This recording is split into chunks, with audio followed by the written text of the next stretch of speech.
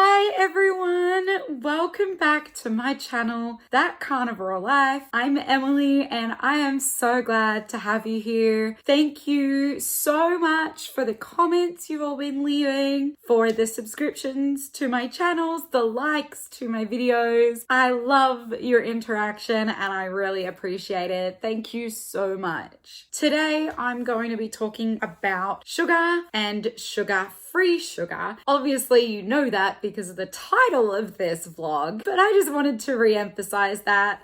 Why am I talking about sugar and sugar-free sugar? Because I hate sugar. I hate sugar-free sugar. I hate all forms of sugar. And there's pretty good reasons why. And so I've decided to talk about it today. I also have an addiction to sugar. And as we all know, addictions are really hard to break, but they are possible to break. And it's worth it. I've also seen a ridiculous amount of people experiencing misconceptions around sugar and around items that are labeled sugar-free and what that actually means. But first, I would like to re-clarify that none of this is medical advice. I am not medically trained. I am not a doctor, a dietitian, or a nutritionist, but I have been on this journey for 10 to 12 years. I have a lot of on-the-job training and I want to share what I have learned with you, but I want to encourage you to use your critical thinking. Don't just take what I say or what somebody else says. Look for the source, read the entire article, and make up your own conclusions from the information that you read or that you hear. Don't just trust the given conclusions. Often the given conclusions of a study actually have nothing to do with the results of the study. So make sure you look at the whole study and draw your own conclusion, because that's probably going to be more in line with the results of the study. I've also gathered together some quick links for you, which will be in the comments of this video, the show notes, and you can look at those. Some of those are a Google link to the search results in Google, which means you've got multiple articles that you can go in and read. But again, remember, look for the source of an article and go to the source. Don't just trust the article. And I've also included some links to some YouTube channels and some YouTube videos that I have found helpful. There's also many that I haven't included the links to, and there's many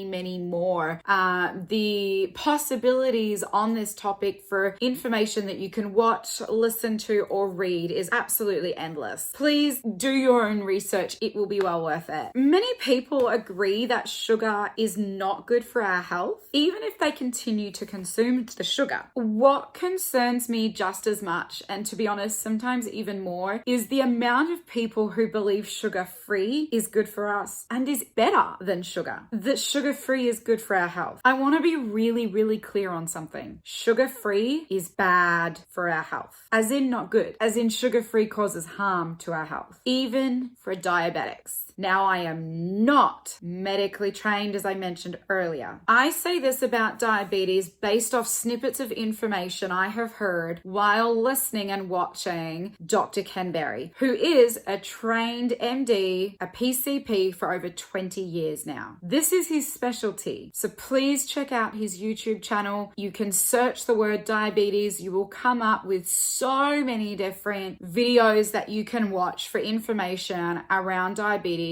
and the interaction of sugar and sugar-free. I've also included some links below in the show notes. I'd like to share with you my point of view for the terminology sugar-free. When we say something is free from something, I'm free of that toxic relationship. It means that that relationship is no longer a part of our lives. For me, when I say sugar-free, it means there's no sugar in it. Sweetener, to me, is a sugar. Sugar is sweet. It's sugar. So sugar-free should mean that there's no sugar in it. For example, an egg is sugar-free. A steak is sugar-free. A hot dog might not be sugar-free because sometimes sugar is added to it. Sugar-free gum. I'm sorry, but it's not sugar-free. Check out the ingredients the next time you buy a pack of sugar-free gum. It will contain sorbitol or xylitol. They are a polyol, which is a sugar alcohol. It is 100% a sugar. Also, when I say sugar-free, I will exclude when sugar sugar is in its whole form. Apple contains sugar. So if you're eating an apple in its whole form, you're eating the skin, you're eating the fruit itself, you're eating the juice, so you're biting into an apple. Yes, it contains sugar, but I would consider that sugar-free. If you eat something that's flavored with apple juice or apple juice concentrate, they're taking the sugar of the apple to sweeten whatever it is you're eating. Then it is not sugar-free. You're not eating the apple in its whole form. So sugar-free to me is something that contains no sugar, no sweetener, no sugar-free sugar, and no fruit sugar. The problem that I run into is that when most people are referring to sugar-free, they're referring to what the industries call sugar-free. My example of the sugar-free gum earlier, it's not sugar-free. Xylitol, sorbitol, they are still sugar. Stevia, agave, honey, they are still sugar. Aspartame, still sugar. My logic says that if those things are in an item, that item can't be called sugar-free. Yet it's being called sugar-free. It's just not logical to me. And so just referencing back to sorbitol and xylitol for a moment, they're polyols, a sugar alcohol. You can learn more about them if you Google FODMAPs, FODMAPS. The P in FODMAPs refers to polyols.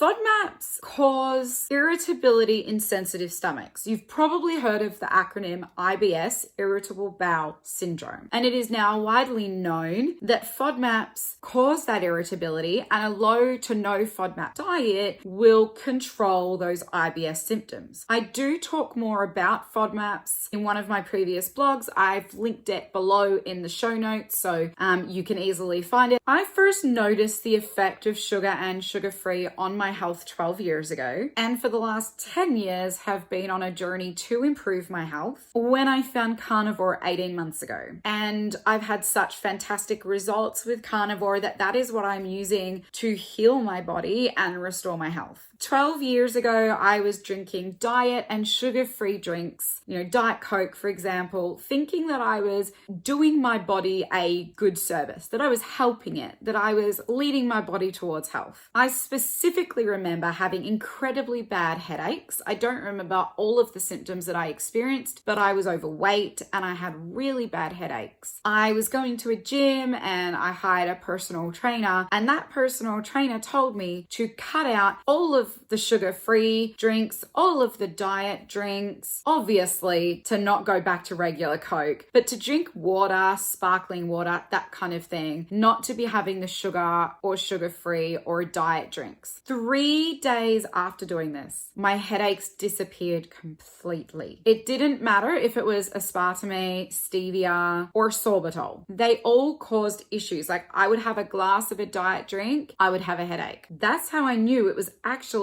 the sugar-free sugars that were giving me the headaches. It was then that I researched sugar-free sugars and discovered just how bad they can actually be for our health. They may be lower in calories than, say, cane sugar. That doesn't mean they're good for our health, even if they're naturally occurring. Poison oak is naturally occurring. It's not good for our health. I actually haven't touched sugar-free since. I do not go there. I know the effect it has on my health. It's not worth it. 10 years ago, when I first began hearing that sugar was not good for our health, specifically cane sugar or ultra-processed sugar, I switched to using pure organic maple syrup. Very occasionally, I would use pure palm sugar, and even less, I would try honey because I didn't actually like honey. I once tried agave, and that ended incredibly badly. And when I found out about FODMAPs, I learned that agave is ridiculously high in fructose. No wonder I had such a bad reaction to agave. In the last few months, I've learned that sugar of any kind, even carbs, carbohydrates are sugar, are actually quite bad for our health, especially on our brains. So if we have any form of issues with mental health, any amount of depression, any amount of anxiety or panic, going sugar-free, even excluding the carbohydrates from our diet, is going to be of huge benefit benefit with our brains. With sugar, just like with a lot of other different foods, sometimes we see very immediate and very negative reactions to the consumption of sugar. Because they're so severe, that results in us not going near it anymore. Just like somebody who has contact with peanuts and they get an anaphylaxis result, they won't go near peanuts again. They'll avoid them. But for some people, the effects are barely noticeable or not noticeable, and we just think it's a part of everyday life. We just think we're tired. We just think we have a headache. We just put it down as stress. And we don't realize that we have an issue, and so we don't change anything, or we don't change the right things. Yet each and every time someone cuts out sugar, even just the obvious sugar like cane sugar, but especially when they cut out all sugars, including the carbohydrates, every single time somebody does this, they say that they can't believe how good they feel. They're like, oh, I can't believe this was related to the consumption of sugar. But that, of course, is once they get past the withdrawal symptoms, because as we know, or if you don't know, you now know, you're now learning that sugar is super addictive in any form. And we know that addictions come with withdrawals, and those withdrawals are really hard. What is a sugar? As I've said, carbohydrates are sugars. Cane is obviously a sugar, cane sugar. Anything labeled sugar-free contains sugar in some form. Anything ending in ol, sorbitol, xylitol, mannitol, also isomalt, honey. Unlike some people will lead you to believe, some carnivores will lead you to believe, honey is not carnivore. It is sugar. It might come from an animal, but it is sugar. Let me clarify. Honey does not come from a bee. Honey comes from pollen. A bee picks up the pollen, a bee processes the pollen, and a bee produces honey from the pollen. The bee does not make the honey. It doesn't come from the bee. It comes from the pollen. Agave is also a sugar. High fructose corn syrup, you'll often see that as HFCS or even just CS, corn syrup. Glucose, sucrose, palm sugar, maple syrup, they are all forms of sugar. Fructose, fructans, they are also sugars. Galacto-oligosaccharides, it's a carbohydrate, it's a sugar. Fruit and even some vegetables and legumes contain sugar.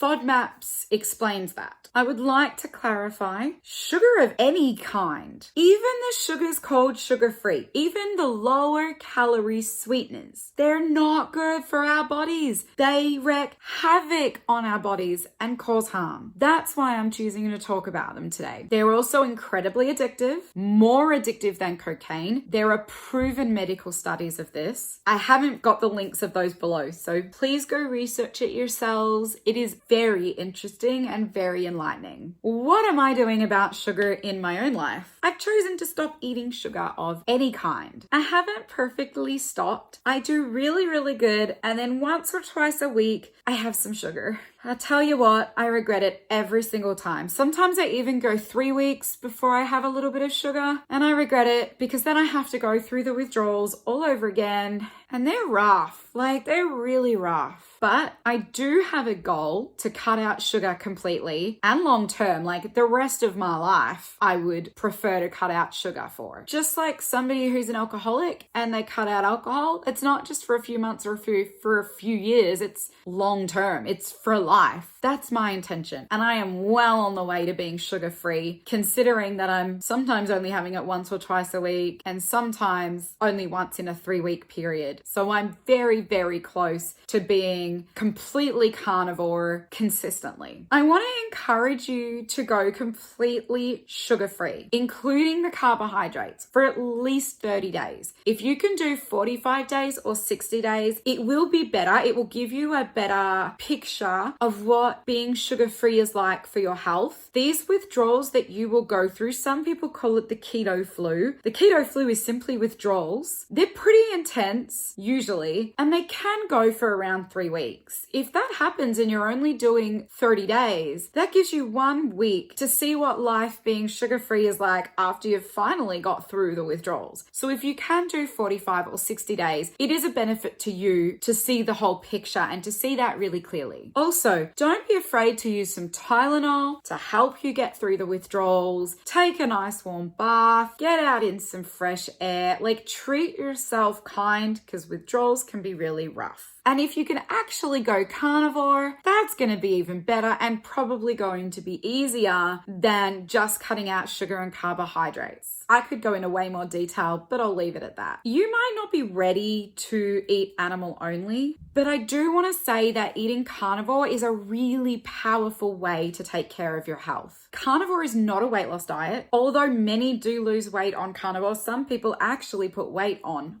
carnivore. Carnivore is a way of eating that's saving lives. It's a way of eating that improves health and restores health. And it's a way of eating that is healing people. Below, I've included some links to some really amazing people that I know who eat carnivore and has seen some really great results in their own personal lives. In 2014, I cut processed sugar out of my diet for almost 12 months. I was only consuming maple syrup, pure organic maple syrup, and occasionally palm sugar, like maybe 3 or 4 times in that period. I didn't even lick any form of cane sugar at all in that period of time. I did still eat fruits and vegetables and grains, and they were no or low FODMAP versions of those. Even just doing that, I saw huge improvements in my health. I did not see things fully resolve, but I certainly saw huge improvements. Psoriasis, for example, was barely an issue. Acne had really reduced. Not disappeared, but very much reduced. In 2020, I went carnivore strict for 3 months. The psoriasis completely disappeared. The acne completely disappeared. I had no plaque on my teeth. My moods were stable. I could think clearly, and random pain in my body disappeared. It was incredible. I really want to encourage you to do your own research around sugar and around sugar-free, the effects they can actually have on our bodies. Just because something appears to be good for us because we don't have, say an immediate severe result like anaphylaxis, doesn't mean that it is good for us. It doesn't mean that we should be consuming it. So I want you to do your own research with the effects of sugar and sugar-free on our brain, on our bodies, on our health. Make sure you aren't just going to the one source for your information, but make sure you're going to multiple sources. Make sure you're looking at sources that support sugar and sources that don't support sugar, and you look at the reasons why for both, and then draw your own conclusions. Make sure you're informed. Let me tell you something though. I can guarantee you the benefits of cutting out sugar from your lifestyle is going to be well worth it. And just to point out the elephant in the room for those of you who have returned to my channel, especially after last week's vlog, depression, anxiety, and carnivore, my hair is done. It got done and I love it and it's fantastic and it feels amazing. It actually feels really healthy. I've been putting a lot of treatments on it. I've found an amazing hairdresser. It's only taken me a year, but I am super stoked to have my hair done and just have this fresh new look. Like this video, subscribe to my channel. Please hit the bell notification so you're notified of my future uploads, and please interact with me in the comments. I love hearing what you have to say and I love interacting with you. Also, jump on over to my Instagram, thatcarnivorelife.gram, to see some daily snippets from my life as I become fully carnivore compliant. Thank you so much for joining me today, and I'll see you next time.